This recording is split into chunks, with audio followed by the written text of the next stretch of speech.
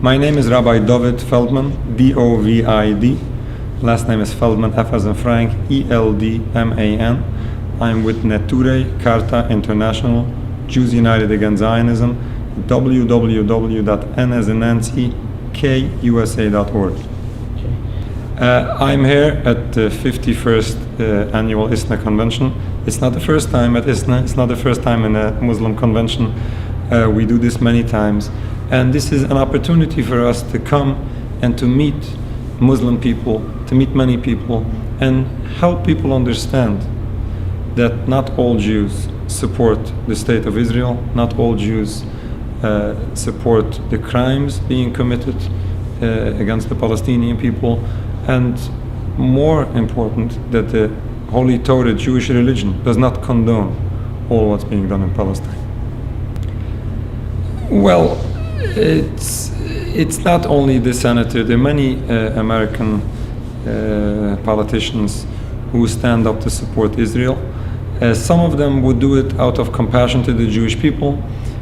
People do want to help Jewish people, since after all what Jewish people suffered, which is a very beautiful concept, and it's something that should be appreciated, and we do appreciate that. But we are trying to educate and to inform people that what's being done in Palestine, even if this would be in favor for the Jewish people, how should we oppress other people because of that? It's my grandparents who were killed, murdered in the Holocaust, suffered, they were tortured in the Holocaust, and some of us, thanks to the Almighty, who survived. That's why we know exactly what suffering is, and we don't want to see other people suffer.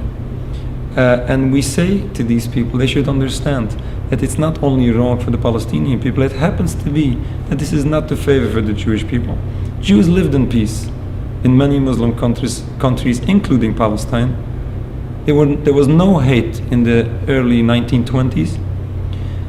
Why do we see today this tremendous hate, this tremendous war between our peoples? This is just only because of this political movement of Zionism. This is not only a catastrophe for Palestine, it's a danger for the Jewish people.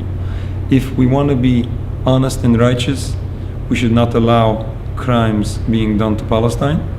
If we want to be in favor of the Jewish people, we should not allow the state of Israel to act in the name of all Jews. And if we want to be honest to God, we should not allow that these actions, these crimes being done sometimes in the name of God, sadly, we should not allow this. What the Torah says about the state of Israel, first of all, something that everybody can understand is that killing, crimes, oppressing, occupying an entire people is not only a crime against the people, it's criminal within Jewish religion. All of this is forbidden. But it happens to be that according to Judaism, even without any crimes to it, even if this would be in total peace with all peoples, not oppress anyone, it's still forbidden, because according to Judaism, and this is one of the basics of Jewish belief, is the concept of exile. Ever since the destruction of the Second Temple about 2,000 years ago, way after the land was promised to the Jews, way after this promise was fulfilled and the Holy Land was given to the Jews, after that is another side of the coin which nobody speaks about, because this is not in favor of Zionist propaganda. There is the other side of the coin, that God took the land from the Jews and placed the Jews into exile. Not necessarily that this is something that something that is always comfortable, but this is certainly the will of God. The concept of exile was accepted by all Jews throughout all generations, without any exception, until some secular Jews came up about 120 years ago. Theodor Herzl, who was an outspoken heretic, he didn't practice anything of Judaism, he didn't circumcise his son, and he was upset with Judaism. He came up with this anti-Zionist philosophy of building a sovereign homeland for Jews by physical means. And this is in total contrast to our religion. This is total contrast to basics of Jewish belief, and this is in total contrast to the tradition and the belief and teachings that were taught to us from all generations back. Well, our message to the Muslim community is that we try to educate and to have people understand that this state of Israel does not represent all Jews. This conflict that we see today is not a conflict based on the difference of our religions. People sadly think today that just because we have a difference of religion, this should be a reason, a cause for conflict. And this is totally wrong. And why do people think this way? Because Zionist propaganda has an agenda to have people believe that this is based on the difference of religion. Why?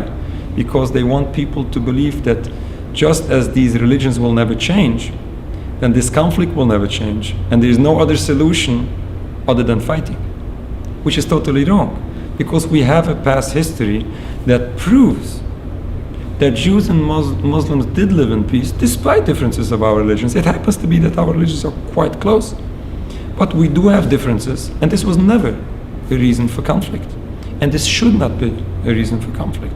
Once we understand this, first of all, we understand that not all Jews support all of this.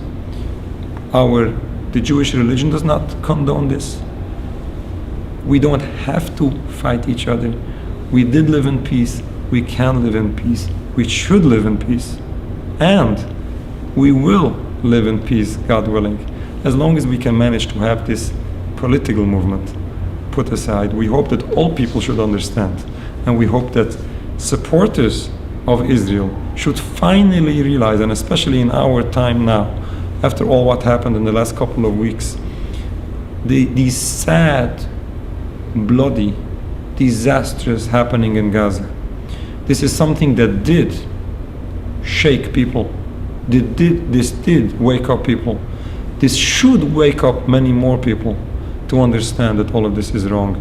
And it's really sad that we need to lose lives in order to make us think.